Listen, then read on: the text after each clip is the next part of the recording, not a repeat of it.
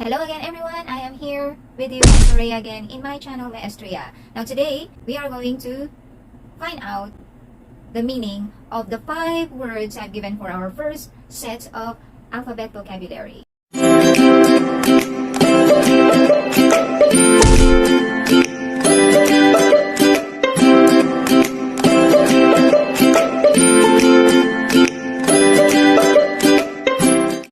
So A, animosity. What do we actually mean by the word animosity? It's actually a noun which means enmity or opposition, such as when you say, there was a deep animosity between the two warring countries.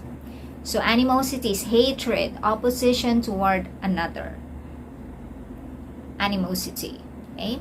B, belligerent. What do we mean by the word belligerent? Belligerent is an adjective which means threatening, okay? Such as when you say, kids hated that belligerent old man. How about the word clandestine? Okay? It's also an adjective which actually refers to something that is kept secret simply because it's unlawful or illegal.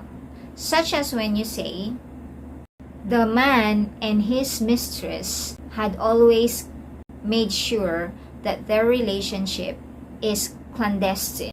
Next word is D for diminutive. Diminutive simply means extremely or very small or tiny. As used in the sentence, we say, his feet are diminutive for those huge shoes.